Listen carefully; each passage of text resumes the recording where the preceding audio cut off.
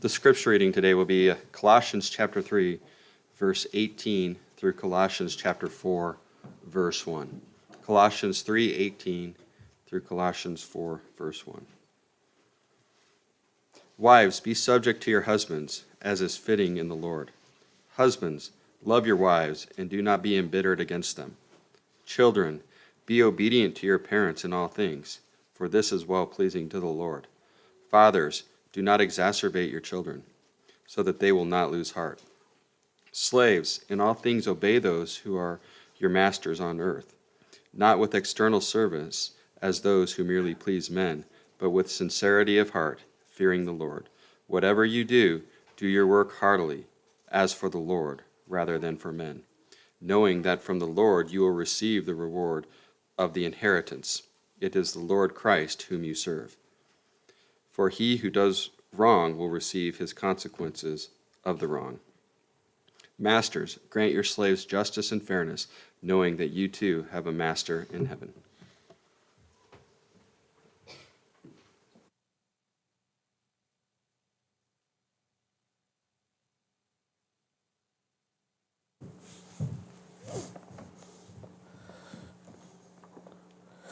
So Friday afternoon, I was looking at the schedule and realized not only was this Mother's Day, but of course we were supposed to, next Sunday night in our one-word series, to do Mother, which is a great word.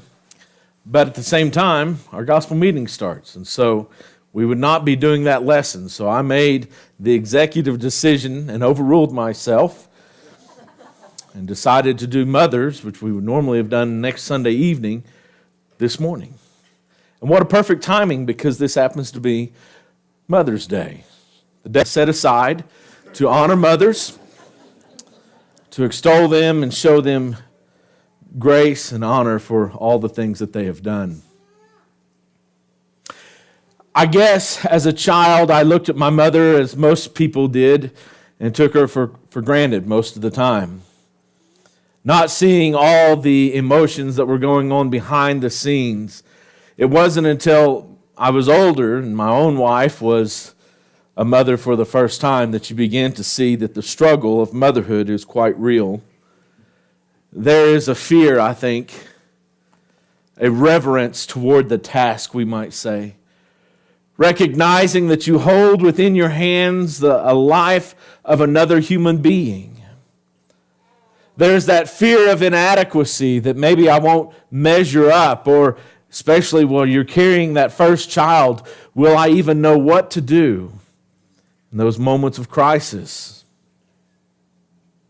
There are those times in a mother's struggle where she is angry with a child for misbehaving, for not doing what they should do or doing something they shouldn't do, like peel wallpaper off the wall.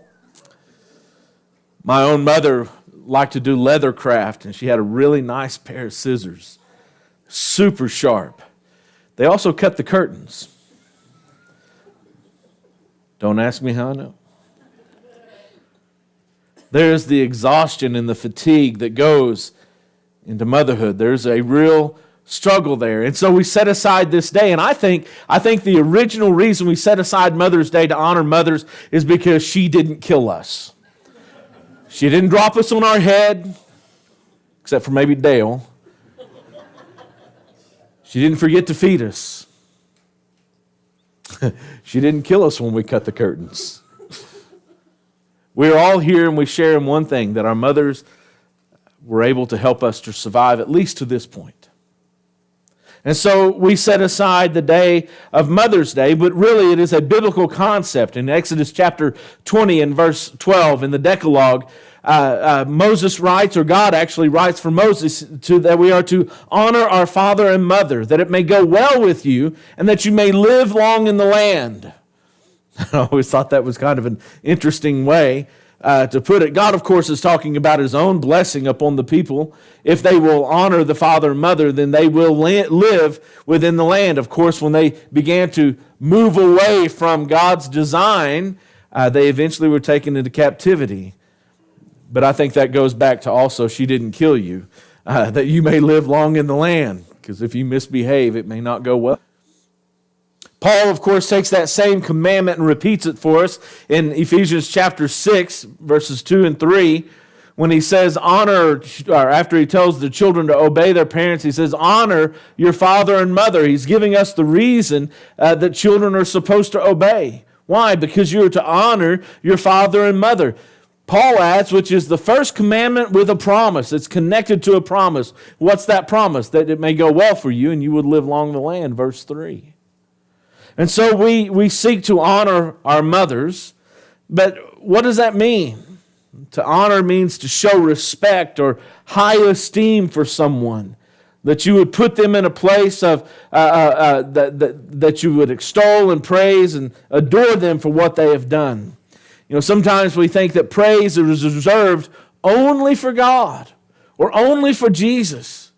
Yet the Bible tells us that other people are deserving of praise. Of the virtuous woman of Proverbs 31, it says that her children rise up and call her blessed. Proverbs 31 and verse 28. And her father also, or her husband also, and he praises her. I don't think that only husbands can praise their wives. I think the indication, as we read throughout the Proverbs, is that it's a parallel structure. Just as the children rise up and call her blessed, that idea is that she is one who is worthy of praise. And the husband also, he praises her. The parallel structure there indicates that rising up and call her blessed is that idea of praise and adoration before her. When we say honor our father and mother, I think Paul put it squarely on us as children. That means to obey them, to have good behavior. And sometimes we forget about good behavior as a means by which we honor our parents. But the Bible is very clear here. The rod and reproof give wisdom, but a child left to himself brings shame on his mother. A similar statement is made in Proverbs chapter 10 and verse 1 and chapter 17 and verse 25. Misbehaved children bring shame on their mother. And so when we think, especially those of you who are young right now, you're thinking about how should I treat my mother? What kind of struggle is she really going through? I'm just an angel and have never done anything wrong. Maybe what we should do is start looking a little more closely at our lives. If that's truly how we see ourselves as children, then we probably ought to take a deeper look at our lives. This morning, what I want to do is give you 5 reasons why we should honor mom. 5 reasons we should honor mom. And it's not just because it's Mother's Day. Number 1, we should honor a mother's sacrifice. Mothers are those special people that God chose to give the gift of childbearing. I know in our modern society, the idea of childbearing for a lot of people is looked upon as a burden. It is something that no one wants to do, especially unplanned, and therefore we want the opportunities to abort a child or to end a pregnancy. We want ways in order to avoid having those children, as if we look upon it as a burden. But God has always looked upon motherhood as a great blessing. In fact, she is one to be honored. Let her who bore you, that is, carried you, not just as an infant, but even in utero for those 9 months of gestation, let her that bore you rejoice. Proverbs 23 and verse 25. The Bible is replete with ideas of the woman who is carrying this child. And once the child is born, nursing that child as it is growing older. That is one of the most natural, beautiful, and powerful bonds that are created right there by God when He allowed women to make that sacrifice. What kind of sacrifice is that? Well, I remember when our first son was born. Maybe you recall, those of you who are parents, that your time became extremely limited overnight, didn't it? Didn't get to do as much as you wanted to. I remember we were living in Granite, Oklahoma at the time, And it was a very small town, and you as a preacher, they tell you, you live in a glass house, everyone's watching you. So Julie was probably 8.5 months along, and she said, we need to go to Walmart. I said, okay. It was about midnight, maybe 12:30. When you're 21, you can go to Walmart at midnight. And so we did. So the next morning, about 7:30, we get a call. Did y'all have the baby? No, why would you ask? Well, we saw you leaving town at midnight. We sacrifice time. Parents, mothers, sacrifice opportunities that sometimes they might otherwise have had. Jobs, school opportunities to serve in the community or serve in the church sometimes. Even that becomes limited once we become parents. Freedom, the ability to just pick up and go at 12 o'clock if you wanted to go to Walmart. That was limited. Comfort, a mother sacrifices her comfort. All those kids who sit on the mother's lap with their knees digging into their thighs, that's not comfortable, kids. You'll learn that. It's great for you, but we sacrifice comfort. I can't imagine what it would have been like for Jochebed. In Exodus 2 and verse 3, whenever she took her child, Moses, and put him in an ark of bulrushes and set him in the waters of the Nile River and pushed him away. What an awful sacrifice that mother had to make. There are those who have to give up their children. And we ought to be praying for them and comforting them with the compassion. They may not have set their child in an ark of reeds and pushed him into the Nile, but they gave up a child for a life that they could not take care of them. And to love those mothers who reach out and take those children, like Pharaoh's daughter, from the water and make them their own. There's a great sacrifice in motherhood, and for that reason alone, we ought to honor our mothers. We honor mothers for a mother's love. I only want to go to 1 Kings chapter 3 here when Solomon has prayed for wisdom and God gives him that gift of wisdom. And now it's time for him to put it to the test, as it were. In the story, 2 prostitutes have each given birth to children. And one of them wakes up in the morning and is ready to nurse her child, and yet the child has died during the night. And now she says of the other woman's child that that's my child, and they begin a quarrel, a debate over whose child that really is. And of course, you know the story. They come before Solomon, and they each lay out their case as best they can for why this child is mine. And it really comes down to a she said type situation. And Solomon in his wisdom says, okay, we'll settle this. Bring me a sword. I will divide the child in half, and each one of you gets half the child. One of them is ecstatic about that. She's good with half a child. But the other mother says, no, let the child live. Instantly, Solomon knows that's the true mother. Do you know why that worked? Because Solomon knew of the power of a mother's love. That a real mother who loved her child would rather see the child go to somebody else than killed. The first mother, of course, she was happy to see that because her child's dead. Everyone else's child must also be dead. And we think in our minds, how could anyone be so calloused? How could anyone be so mean? And yet it really comes back to this idea that here was a woman whose child is dead, and her love for that child in that moment has corrupted her, that she would rather see someone else's child die like her own. Love is a powerful force. And for the mother who has raised a child, brought them into life and raised them to adulthood, that love needs to be acknowledged. Some might say, well, my mother wasn't that good. Again, I refer you back to the beginning of the sermon. She didn't kill you. That's pretty good. We honor a mother because of a mother's love. We honor mothers because of a mother's wisdom. We saw just a couple of weeks ago in our Wednesday night class on Face to Face with Jesus, and there was this encounter of Jesus with his mother at the wedding feast of Cana of Galilee in John chapter 2. And Mary makes a statement to the servants. She says one of the wisest things that has ever passed through mankind's lips. Do whatever he tells you. What a great lesson that is.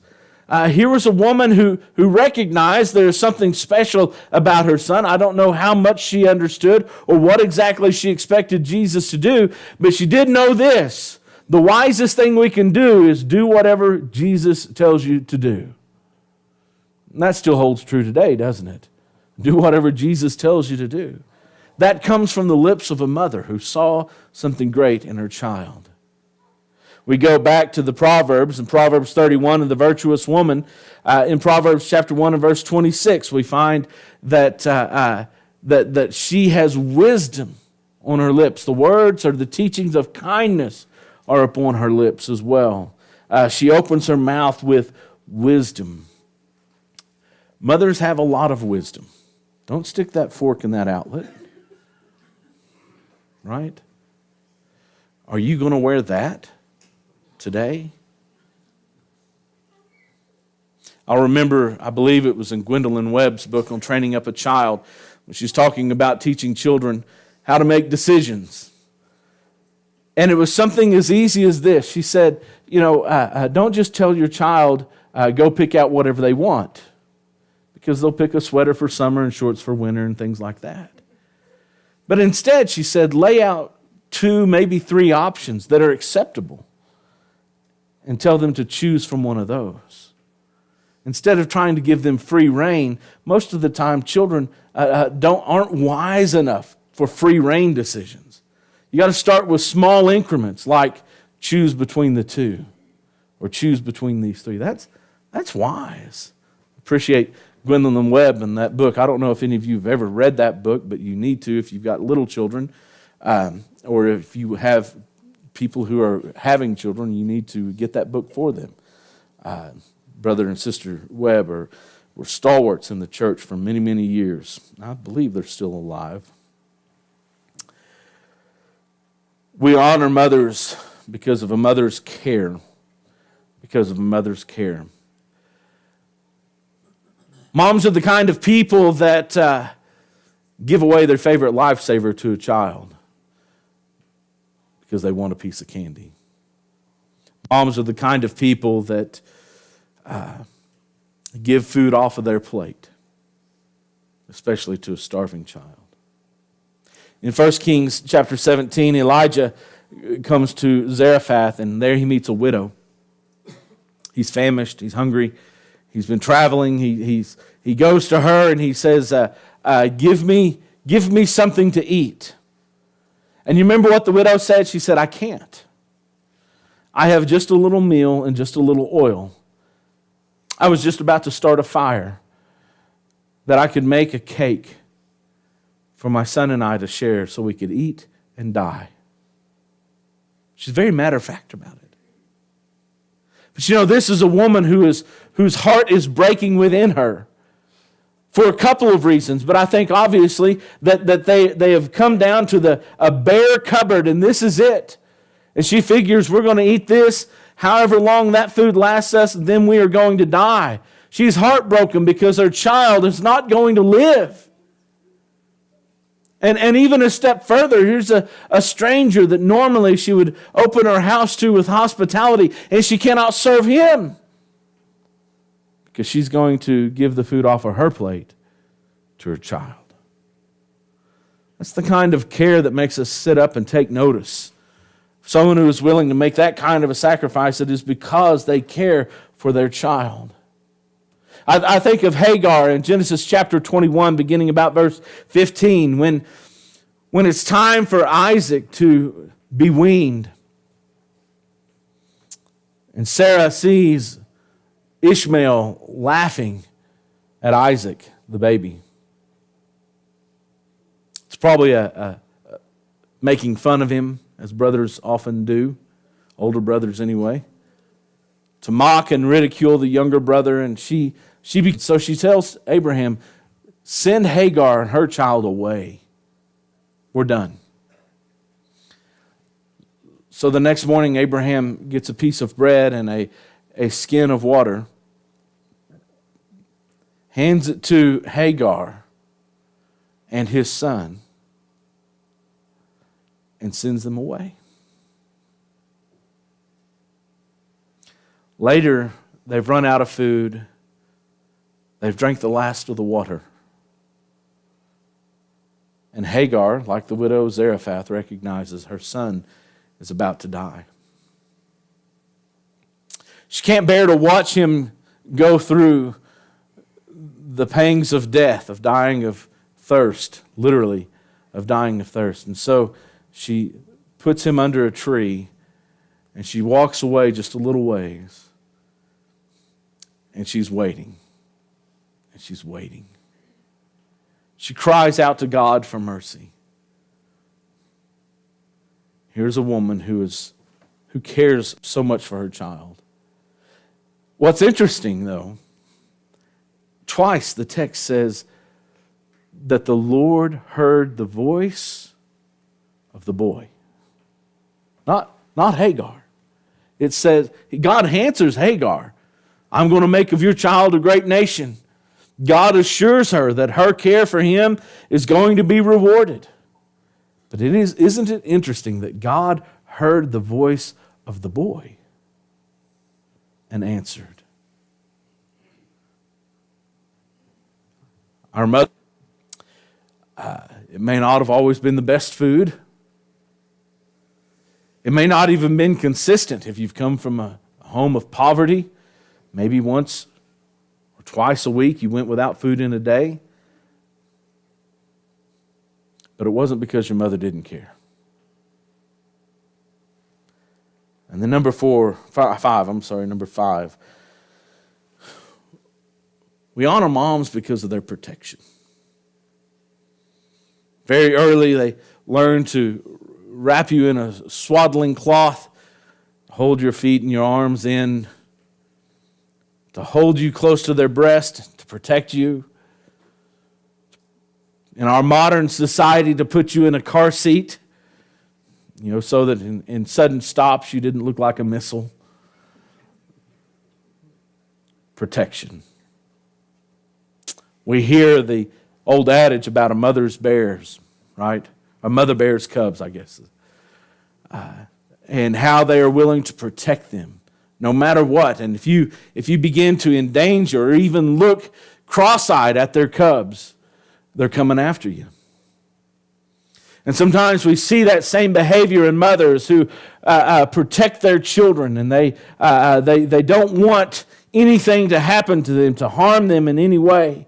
That's why Jochebed put Moses in the river, was because Pharaoh was coming after her child. That's why the widow of Zarephath declined to feed Elijah. That's why Hagar left. She saw that the woman of the house, Sarah, hated her child.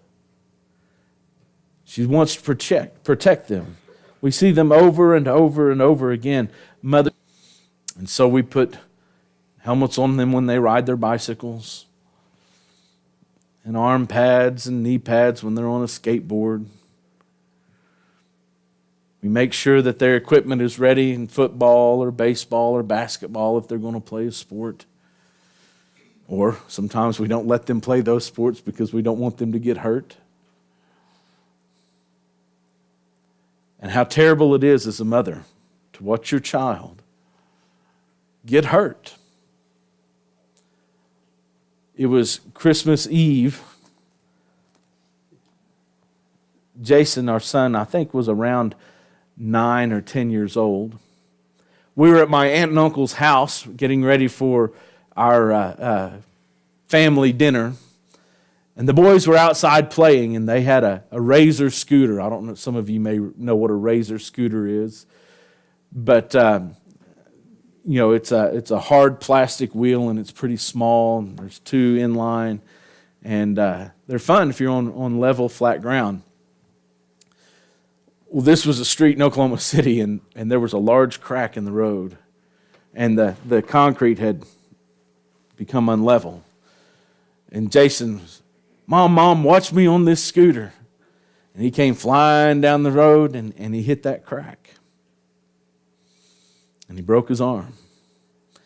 And Julie always describes that situation. She said it was like in slow motion. But there was nothing she could do to protect her child in that moment. You know, as parents, mothers and fathers, we want to give that kind of protection. But we know it's impossible to be there every time they fall. We can't make a promise to our child, I'll never let you fall. Can't make that promise, not and be a good parent. You've got to prepare them for the world, because in the world they're going to fall. But what you can promise is, when you do fall, I'll be there to pick you up. There's many reasons to honor parents, especially mothers. Those are 5 reasons I can give you, and there's many more we could draw from. But 5 reasons why we should honor our mom, plus added on that, she didn't kill you. Yet. We do want to offer an invitation, though, to any that are here this morning, maybe that have not obeyed the gospel. It's wonderful to spend this time to honor mothers, but you know the greatest mothers are those that when they open their mouth with wisdom and they teach kindness, that they're leading their children in the paths of the Lord.